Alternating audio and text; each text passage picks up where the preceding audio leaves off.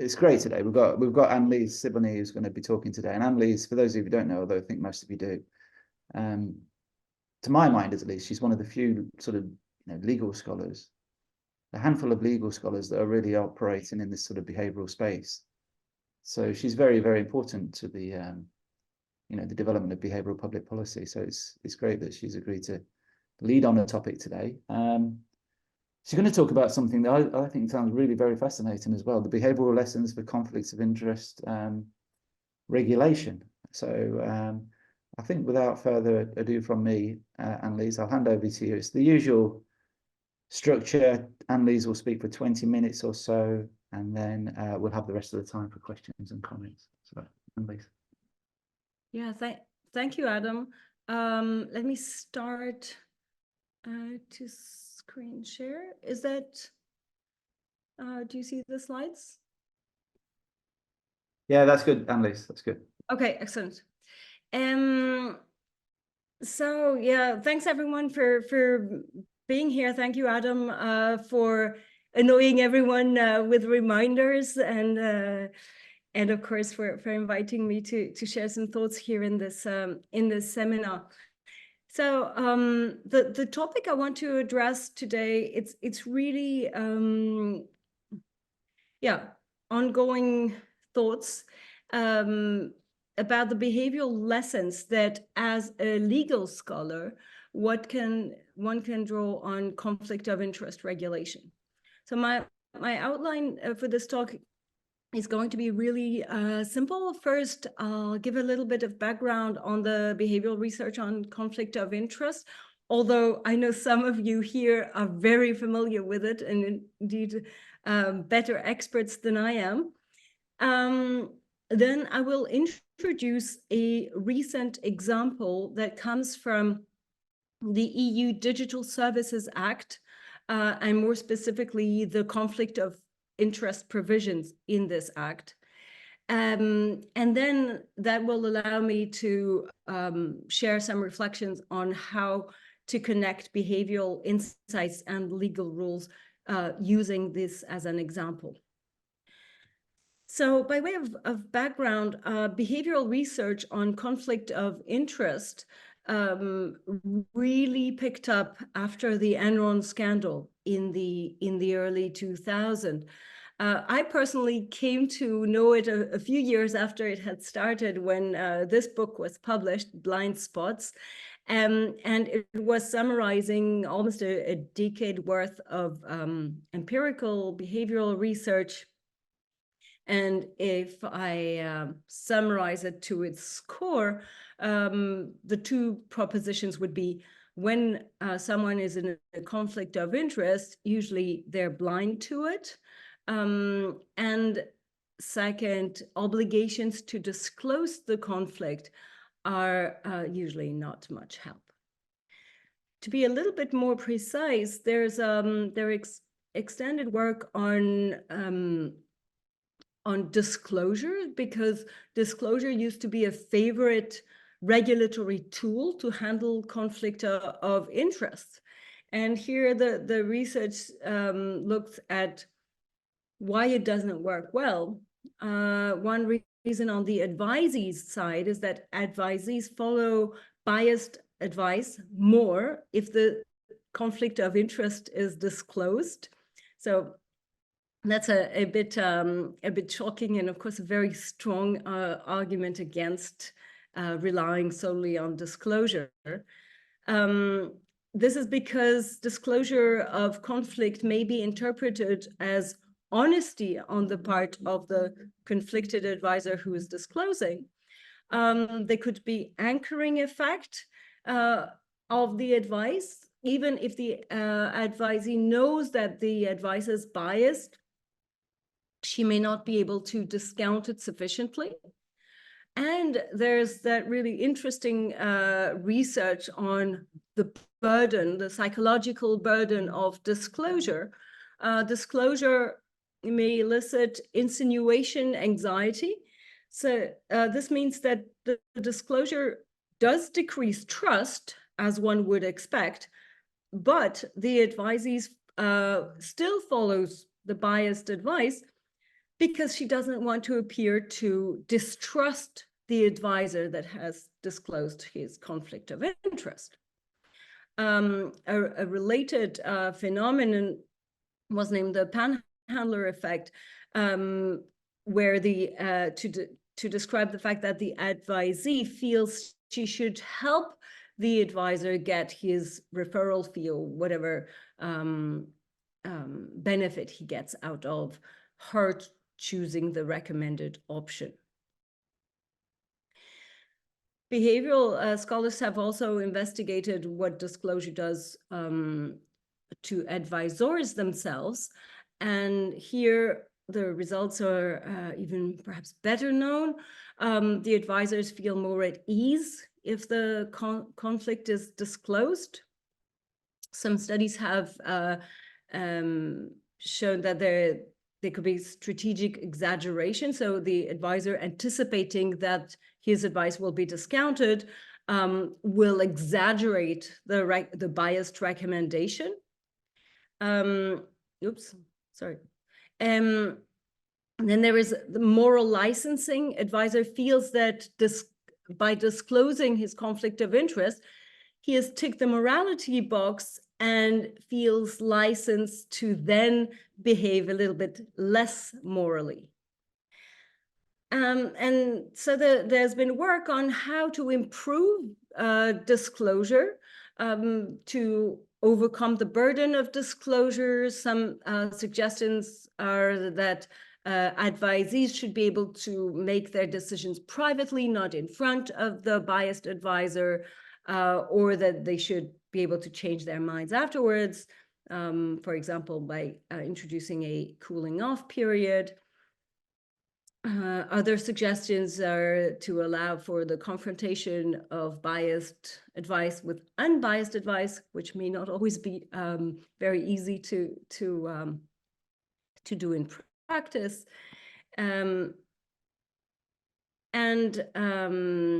Also letting advisees learn from experience, also not doable in all settings.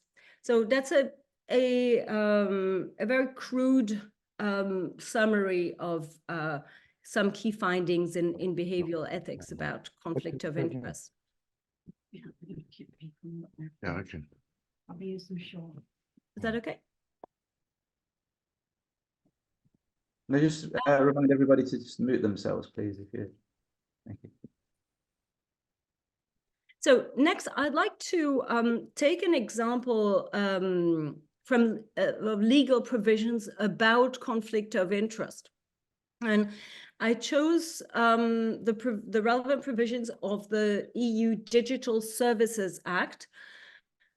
Since maybe not everyone is familiar with this, allow me to just quickly put this into context. So this is a fairly recent regulation for digital services acting as intermediary for consumers and goods, services, and content. It regulates many online operators, host providers, online marketplaces, social network, content sharing platforms, app stores, and more. And it contains some asymmetric rules, meaning rules that are more stringent for very large operators. So they're called in the regulation very large online platforms, VLOPs, and very large search engines, VLOSs. These are operators who have more than 45 million users per month in the EU and are designated as very large by the Commission. So here's the list of those who have been designated as very large players. And they have a set of specific obligations. Importantly, they have to assess risks that their services create, risk of disseminating illegal content, risk of negative effects on fundamental rights, on electoral processes, on health, well-being, a long list of risks. they have to have at least once a year an independent audit of their compliance with the Digital Services Act. And they have some specific transparency obligations. The fines for non-compliance are up to 6% of global revenue. This is a little bit less than the 10% in competition law, a bit more than the 4% of data protection law, but it's of course sizable for very large operators. One reason why I chose this example is because the audit in this context performs a public watchdog function that is not dissimilar to the function of accounting audits in the Enron days and still today. So let's look now at the legal provision about this independent audit. The Act reads that audits performed shall be performed by organizations which are independent from and do not have any conflict of interest with the providers.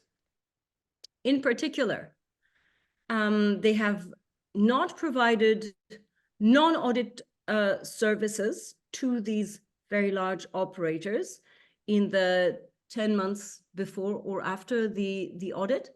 Now, this is reminiscent of the Enron scandal, where Arthur Andersen was also providing consulting services in addition to auditing services. So we don't want that. They have not provided auditing service to the operator for more than 10 consecutive years. 10 years being probably a sort of threshold after which you're supposed to become complacent. And third, they're not performing the audit in return for fees, which are contingent upon the results of the audit. So this is pretty much conflict 101. The auditor shouldn't have monetary incentive to be biased. So these are the provisions about independence of auditors. Now, I come to my questions as a legal scholar. There's the question I want to ask, which is, has the law learned the lessons, the behavioral lessons? And the tentative answer here will be yes, no, and maybe. Then there are the questions I need to ask, which is having a close look at which behavioral insights exactly are relevant to this precise legal context. Many of the behavioral insights are about advice, and here it's not exactly about advice, it's about auditing. Also, many of the behavioral studies are about interactions between humans, an advisor and an advisee. Here we're dealing with relationship between large organizations. And there's the question I end up asking, which is, are there lessons really for the law? And this points, among others, to the granularity gap, between law and behavioral insights. So let me start with a question I would ideally want to ask to, say something new and cool about this EU regulation from a behavioral perspective. Has law learned the lessons? Well, yes, some lessons have been learned. For sure, the lessons from experience, not specifically from behavioral analysis, such as, well, what I pointed out, you shouldn't let the auditor be in a blatant conflict of interest, for instance, due to their remuneration. And you could see that there is maybe some behavioral alignment between the provisions and research findings. in that the focus seems to be on avoiding conflict of interest, not on transparency. Still, there are reasons to think we may not be there yet. This legislation does not seem blind spot proof to me, because auditing firms are asked to declare interest. So there is transparency obligation after all. So this is what the model auditing report looks like. This is a model published by the European Commission. And in one of the first sections, you have declaration of interest and reference to any standard that may be relevant. And it seems to me that many key aspects are left to infra-legal rules, such as here private standards. One reason being that the Act, the Digital Services Act, does not define conflict of interest. It does have a section for definitions, most acts do, but conflict of interest is not one of the notions that is defined. And so that doesn't really help auditing organization check that, well, they're not in a conflict. Then there are some question marks. One of the point of attention in behavioral research is whether the advisor is in a position to recommend actions that would be to their advantage. For example, doctor recommends treatment that she can provide. And here, it's not entirely clear to me at this stage how high this risk is, but what the legislation says is that if the audit report contains recommendations, so the platform is not fully compliant, there are some things that it should still do to be compliant, then the platform has a month to ameliorate the violations, and the maybe the auditors who make such recommendation can offer to assist and re-audit compliance a month later. This is not mandatory because platforms only have to be audited once a year, but maybe there is room for this. I'm not really sure.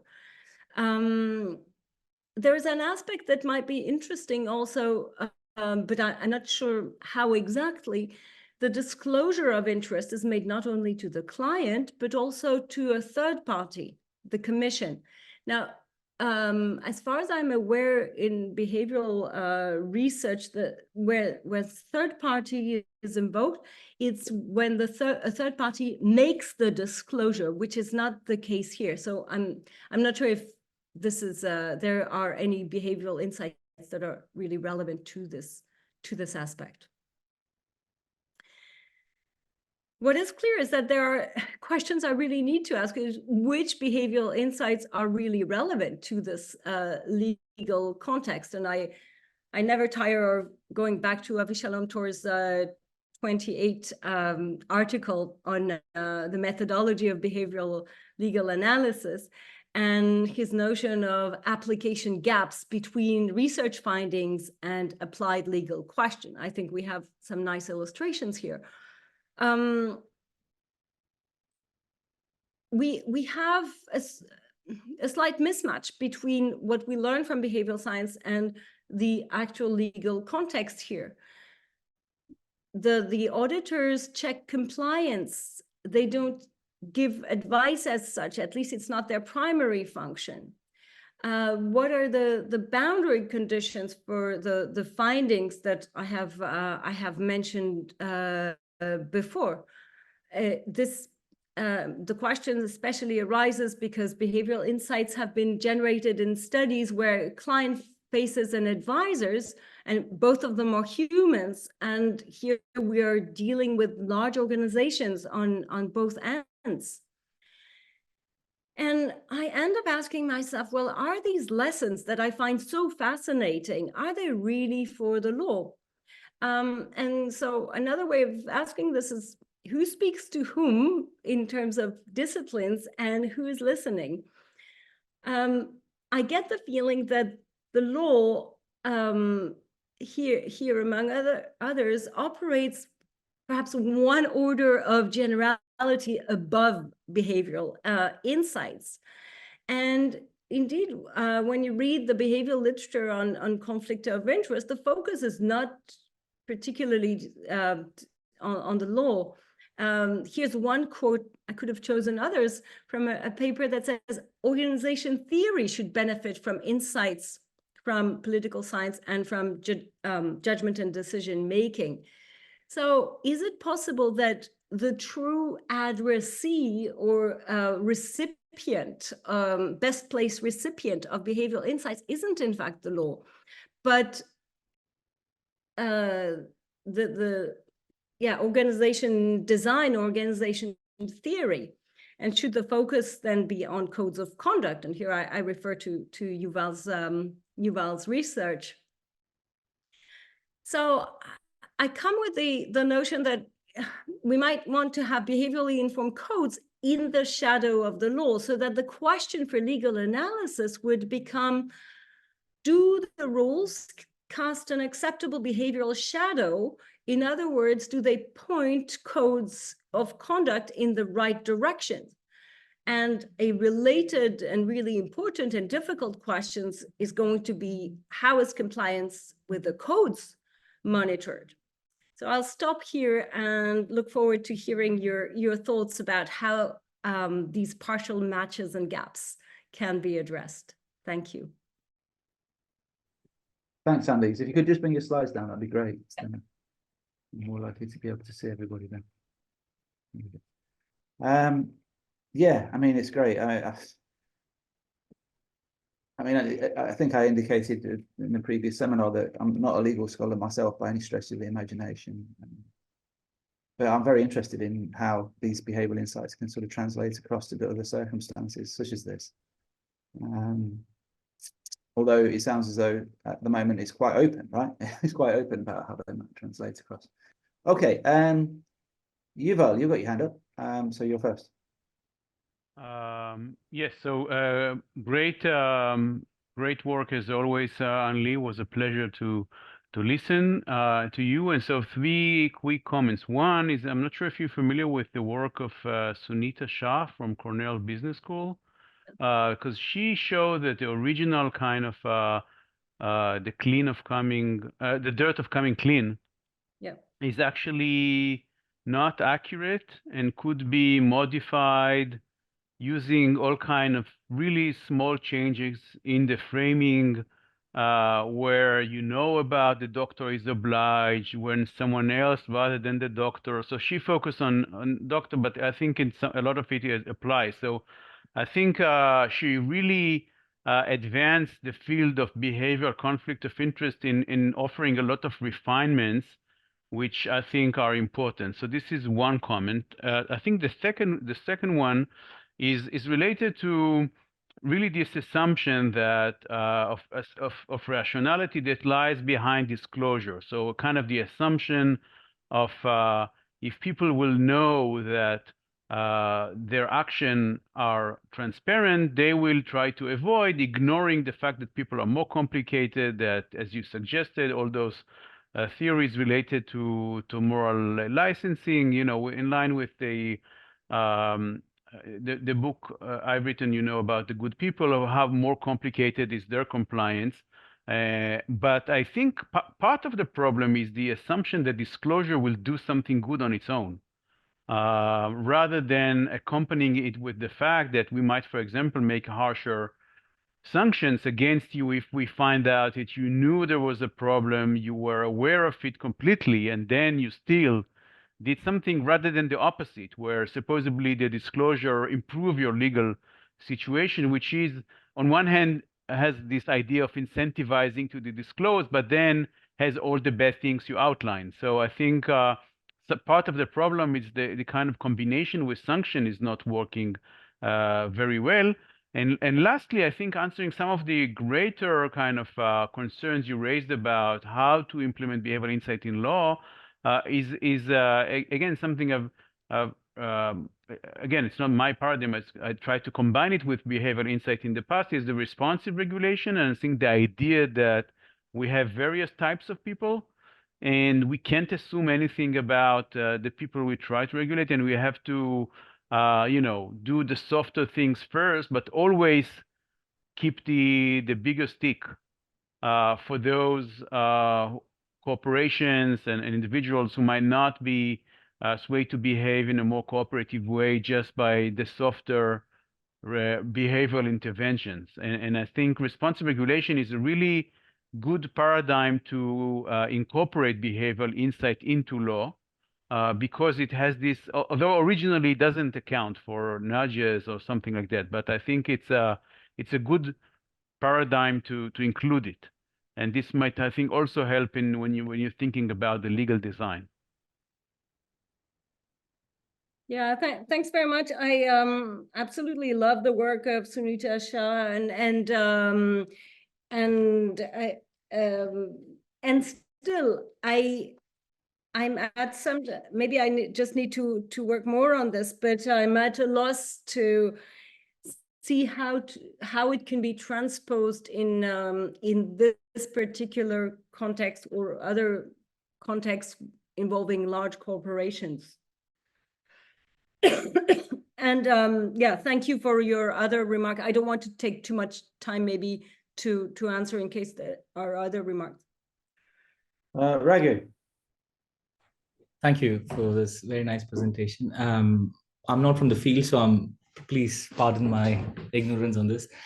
I have two sort of broad questions. One is the act of disclosure, when it is made on conflict of interest, does that in itself have an effect on the level of scrutiny that we get into? For instance, because someone says, okay, I have advised X and Y firm in the past, so we don't really get into the details of how much advice has gone in because they have declared. So I was wondering whether there is a behavioral kind of a thing that because information is forthcoming, we tend to sort of, not scrutinize that much more than, let's say, if it is not forthcoming. One, I don't know the answer for that. Second is that you talked about the corporations as opposed to individuals in that particular legal thing. So for instance, let's say a particular auditing firm may not have advised this particular party, but the individuals may have, and they do sort of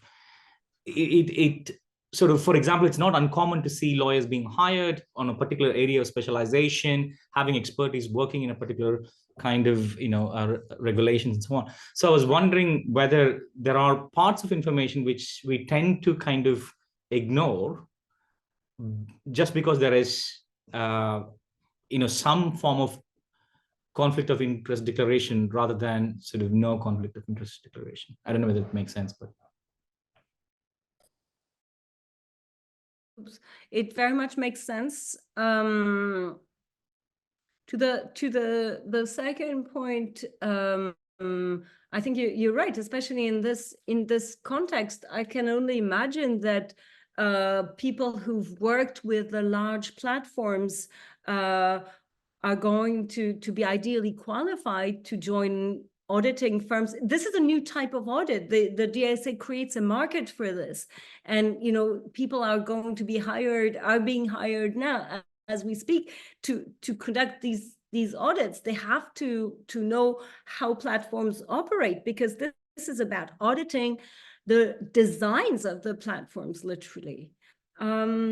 So, and in the declarations that they have to make at the beginning of the audit report, they do have to give the full list of who worked on the audit, but and their qualifications, but I don't think there's more required. So I don't think it's required to say that one of the auditors has worked for Google or whatever. I would need to double check, but I don't think this is a disclosure that is required. I think it's a really good point.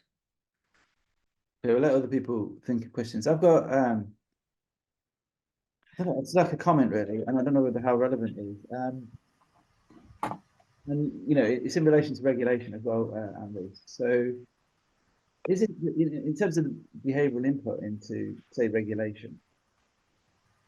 I mean, the way I see it, I suppose, at the moment, although my views of this could change, it's less about using behavioural insights to inform the design of the law itself, but more about more about recognizing where we might regulate because behavioral insights are being used inappropriately in some sense, right? So you might have two parties, and one party is manipulating the other party in some way with the use, either implicitly or explicitly, of behavioral insights. You know, they're manipulating them. They might be manipulating them into doing something or buying something or whatever that they don't necessarily want. Could even be imposing harms on them, really, but without their knowledge, because behavioral insights are being used. Right? And then, if the law then recognizes that behavioral insights are being used inappropriately in some sense in these cases, then there's a justification to regulate against these activities. But the regulation itself is not really, and that's in that way, it wouldn't be informed directly by the behavioral insights, because it'd just be a regulation saying, you know, you can't do this. But it's to acknowledge that, you know, that in some instances behavioral insights might be being used unacceptably. Does that, I don't know whether that makes sense. Oh yeah, there are many examples of this, especially in consumer protection law, which, you know, regulates marketing practices, and marketing of course uses behavioral insights to influence consumers to buy things, and there are provisions, especially in a set of rules on unfair commercial practices that that apply to what you might call private use or marketing use of behavioral insights. So yes, I think regulation of commercial use of behavioral insights is the single most obvious link between behavioral insights and the law. But I think that even then there's some sense in which you could say that the law is behaviorally informed, even if it's a ban. Take, for example, the ban on inertia selling. So inertia selling means that, you know, you're buying an air ticket, and suppose the website pre-ticks the box, yes, I want travel insurance. So thus leveraging the inertia bias, that is prohibited. But the rationale for this prohibition is, of course, behavioral knowledge that's on the regulator side. I'm glad you've said that, because that's, I don't know if you know, I don't know if you've heard of my budge framework that I've been working on for the last 15 years.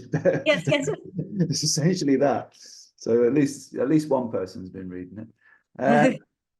Sean, I'm going to bring Sean in, but I've seen Rupert online as well. And if Rupert works for Ofcom, so I don't know if you can hear me, Rupert, but if you do have any sort of questions, you know, it's the regulator of our communication services and social media now as well. So if you have any questions, Rupert, from a practical perspective, that'd be interesting as well. Sean. Yes, thanks very much, Anne-Lise. It slightly follows up on what Adam was saying, that in a sense, if one of the big lessons, behavioral lessons about something like Enron is these capacities for blind spots in all of this.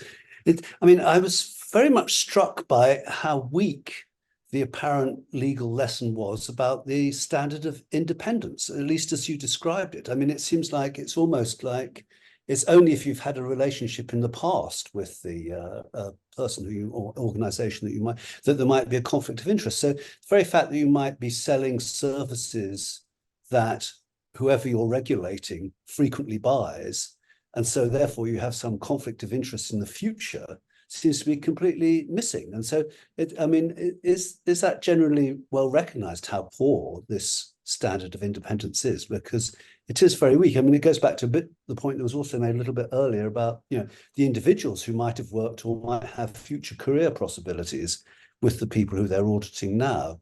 It can't always be sort of backward looking. It has to be forward looking as to whether there are going to be conflicts of interest. And I was just struck by whether, well, the question is this standard of independence thought to be legally rather sound or not? Yeah, thank you for this. So I might have been too quick on one slide because to be fair, the rule says that the auditor would not be independent if the firm has provided has advised the platform for in the 12 months before or after the audit. So there's this before or after. This said, I think you're completely right, and the legal provision only mention the most egregious types of conflict of interest. It's not subtle at all. And as to whether or not people are aware of how basic this protection against conflict of interest is, well, I've tried to look at, legal comments of the Digital Services Act. I mean, I have looked at legal comments, and well, it's a very big piece of legislation with lots of different things in it. And this particular element in the regulation, the part of conflict of interest on which I have focused here, does not seem to have attracted much attention yet. Rupert. Oh, Rupert's going to come. Yeah. Sorry, is that me, Rupert? Hi. Yeah, sorry, my camera's not functioning properly, so I'm voice only. Yeah, at least I do work for regulators, yeah, and actually I'm interested in well, these two aspects, actually, some of that Adam was sort of referring to earlier, the kind of, there are some practices that we are concerned about and we might want to intervene to stop at them, some manipulative kind of design choices, etc. And then there's the kind of the tier that you've talked about more, which is like, well, if we put in these rules and ask people to do risk audits and risk assessments, how do we kind of verify, what mechanism do we have to ensure they're accurate and independent? And I suppose I was actually I think someone actually struggles quite a lot to, like, how do we get this behavioural lens kind of fed into the way the regulator kind of makes its rules and decisions. It's actually more of a clarification question in a way. I was interested when you were talking about this kind of granularity gap, and when you sort of talk about, look, we've got these general principles, but and the legal side, but they don't get to the granularity that we're looking for, and therefore we can switch to kind of codes. I think you were saying was a more granular place to be, and I was kind of interested in, like, what the difference would be, and and how do you think codes would open the door for more granularity and presumably more more sophisticated kind of assessment of the behavioural sort of drivers one way or the other, how the codes sort of open up, get past some of the problems you see at the more sort of the tier above that legal level there. Yeah, thank you. Yuval might have something to say on this. I'm not just to clarify. I'm not persuaded that codes are the panacea. What I am saying is that the level of generality at which legal rules seem to be operating is not the one where you can feed in behavioral insights, because the rules are so general that they're a little bit context blind, and most of the behavioral insights are all about context.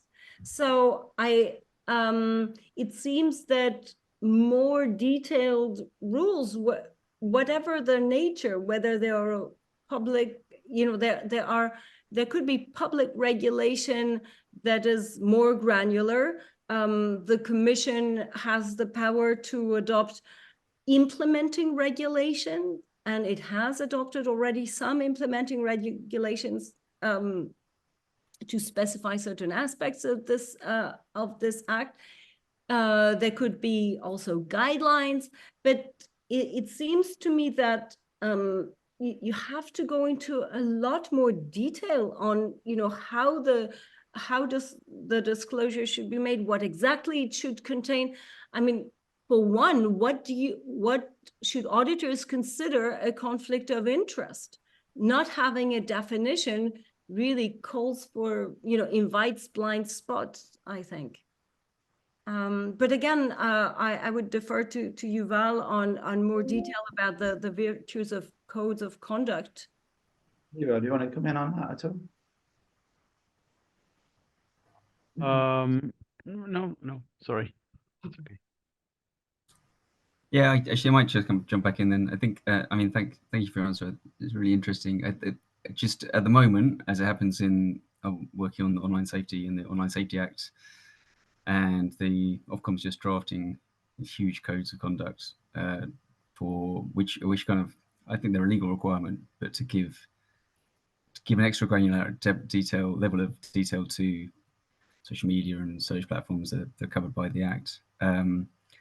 But actually, one of the things that's quite striking to me as a kind of coming from behavioural angle is just how non-granular those codes are, right? They're really broad. I mean, there is some talk about this sort of evolves over time, but because the markets they're trying to regulate are so varied, and as you said, the context is the sort of the context of the sort of variations in the user experience and the users themselves across huge swathes, from gaming to porn firms, to social media firms. They find it's extremely difficult to find cut and fast kind of rules. So the codes actually are, for me, kind of frustratingly broad, non-specific. Don't really struggle to go anywhere near context, because the context there are too many contexts to cover. So they're having to start from this kind of really quite the sort of, what is it? It's the lowest common denominator almost. It's like, what is the basic things we can expect universally, which is a long way from the kind of a bit more granularity, a bit more sophistication.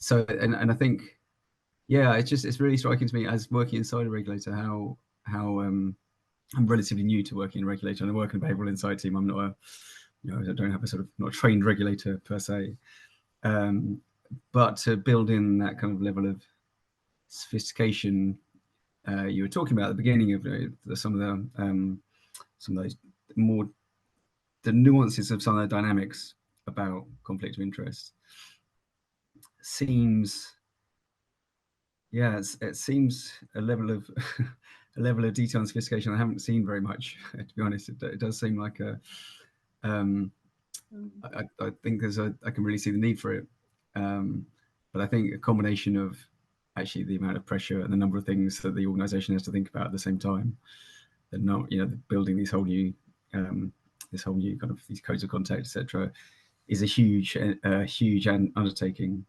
So I think in the initial stage, it's really hard to move beyond quite broad practices into more sophisticated, more nuanced ones. I think there is a slight hope that will happen over time, but I haven't been in the regulation game long enough to know whether that's a reasonable hope or not. Yeah, that only adds to our perplexity of in search of more granular norms. If also codes of conducts are nowhere near the level of detail that might be required to pay proper attention to context. Yeah, it's a very interesting point, though, isn't it? I mean, because I hadn't thought about that before. So basically, the more context-dependent behaviours are, the more general, not the more specific. So our laws do to handle. It's kind of a paradox, really, isn't it? Is that what you're getting at, Rudolph? Rupert, sorry. Is that the more context dependent everything is, the more general the law has to be. Yes, but yes, I guess to some extent, the more context the law has to cover, the less it is able to be context dependent, or tailored to that context. So it has to step back and become a bit more general. And it's really difficult because some of the things we're talking about are actually, as you said, extremely context dependent, and there's a huge amount of variability in kind of how users behave and how their behavior is influenced. But I suppose there's a danger that the more general they become, the more possibility they have of capturing behaviors or covering behaviors that are not necessarily problematic as well. Yeah. That might be anyway. John, you got your hand up again. Yes, actually, it was just sort of slightly following on from this, that it seems to me that's exactly the sort of dilemma that one faces, that as the world that one attempts to regulate becomes more complicated, either the regulations have to become more complicated, in which case they become more and more difficult to know what their consequences are, or you have to step back and just deal in general principles, and you have to jump one way or the other. And I think necessarily the more complicated it has become, you have to jump back to the general principles, because you can't know if you're responding to complexity with greater regulatory complexity. You just end up not knowing what the consequences of your complex regulations really are anymore. And but I was also just responding to the stuff that has been discussed. Is it seems to me that when one's thinking about how you deal with things like conflicts of interest of this sort, I mean, one of the standard things is presumably you have professional associations. And it's a bit like codes of conduct are what actually determine whether or not you are in good standing in your professional association. And so in a sense, isn't the issue somehow is why wouldn't, if we're thinking seriously about independence here and these new kinds of auditors, shouldn't there be some kind of professional association that gives you the qualifications to be in a position where you don't suffer from conflicts of interest because you're a member of the professional association of auditors, and avoiding such conflicts of interest is precisely crucial to being an auditor in this sense. I mean, that's the way accountants used to be, but of course it wasn't good enough in the case of Enron and Arthur Andersen. But that was the sort of the impulse, was to think about, okay, if we're going to have auditors, then we have to have a professional association that somehow gives them guidance as to how they're to exercise their professional imperative to be an independent auditor.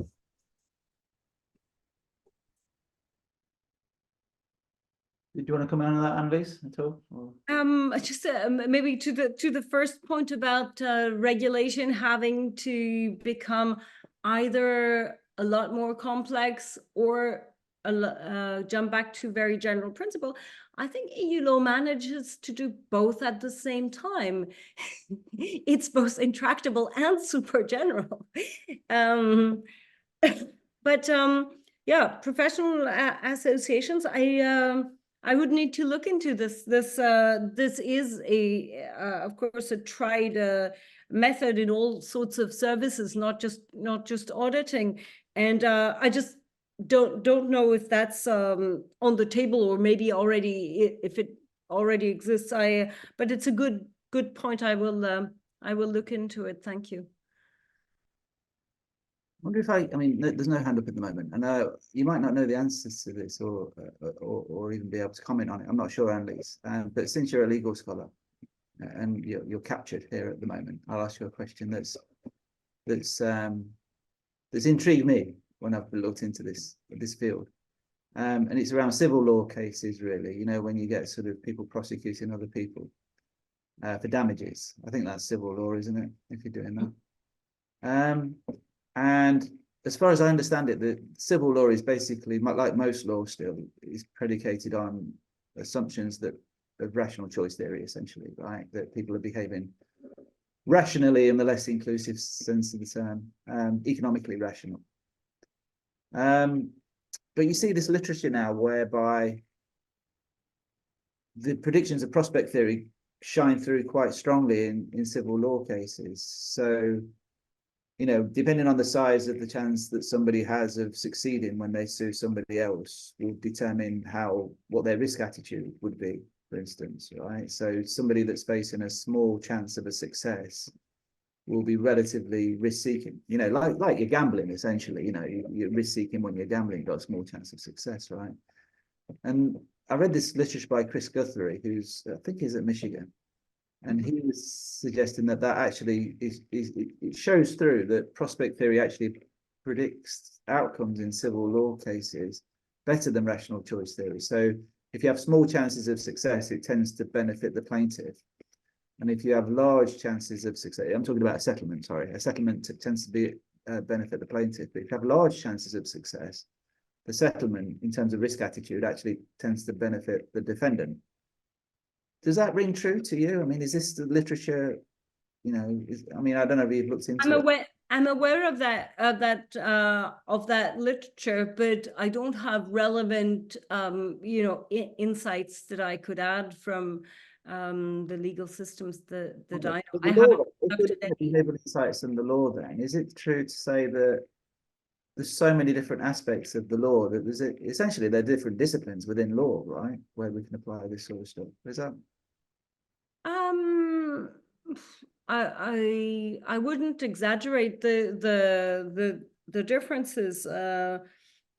I think the common points of lawyers is that they transform anything into arguments, and that goes across areas of law.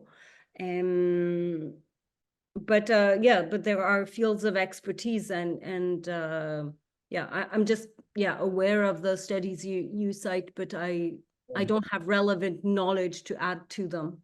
If you had a course on behavioral economics and the law, or behavioral science, I do. You do have that, do you? Because you could have like different topics covering different aspects. I guess that's what you do. That's then. what I have. Yes. That's exactly what you do. Is it okay? All right. Okay.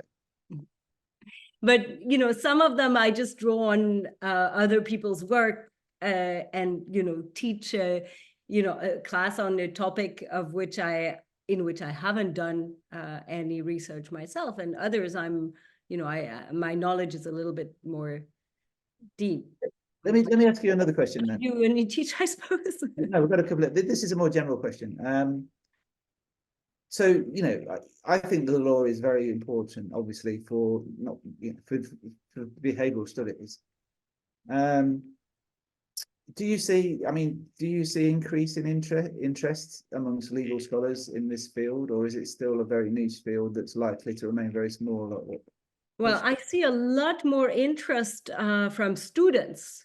My course on behavioral science and the law grew from 30 to over 100 students. So yeah, I can. That's the one metric I have. You're teaching general law students, are you? Is that? These are general law students. Yes. They use that as an option during their degree. Is that how it works? Yeah, it's an elective. Okay, interesting. How about you, Yuval? Have you got a take on that? Is it? I think it's tricky. I think there was a huge peak in the interest in kind of behavioral economics and law. I think now what's happened, so I don't know, like in terms of like international conferences, I think part of the problem that there used to be fewer now, I mean, I don't know if it's a problem, but there is some diversification where you have, even in your conference, you see now some legal scholars coming. We have the compliance when you have some behavior. Now there is a new association for regulation where you have some behavioral scholar. You have in the law and economics, there are usually few tracks for behavioral. In law and society, you have. So I think part of the thing is that there are more and more organizations. So it's you see more and more people, but then I don't think there is any one area in which it's dedicated only to behavior. So maybe that's a problem. I don't know, but I think it's increasingly in a dialogue with more and more disciplines, which I see is a good thing. Yeah. We need to keep working at that, don't we? Yeah. But at least in Europe, my take is that it's still very much a niche field. Okay. There aren't so many scholars who really engage in behavioral analysis. It takes time, doesn't it, to evolve things. Hopefully that might, change a little bit in the future. That's why it makes sense to teach. That's what we tell ourselves anyway. Yeah, exactly. All right. Okay. I think we'll finish there for today. Thanks very much, Anne-Lise. Thank you very much. And thanks to everybody for attending. The next seminar is at the end of what we're now. We're in March, aren't we? So it's the end of April, the next seminar. I can't remember. I think it's led by Bob Sugden, the next one. And it kind of relates a little bit to today, actually, because Bob has lines of thought on transactions between individuals. So, the exchange relationship, essentially. And he sees, I think, less problems in the exchange relationship than a lot of other behavioral scientists, including me sometimes, see. He sees less unacceptable infringements on the exchange relationships than many of us, and he'll be giving his sort of thoughts and justification for his line of reasoning in that seminar. And he's got a paper coming out. It might be coming out with Bruce Lyons, or it's out already in the early view section of Behavioural Public Policy. And on that note, also, Sunita, for those of you interested in Sunita Sar's work, who a lot of you mentioned today, Sunita gave the keynote at the last International Behavioural Public Policy Conference in North Carolina, and she wrote that up. And that is now on the early view section of the Behavioural Public Policy as well. So if you want a sort of an overview of Sunita's work on disclosure, then that's in that article that she's just published in Behavioural Public Policy. Yeah, really good overview piece. Yeah. Okay, so thanks very much for attending. I hope you have a nice rest of the day, and I'll see you all soon. And you. Bye-bye.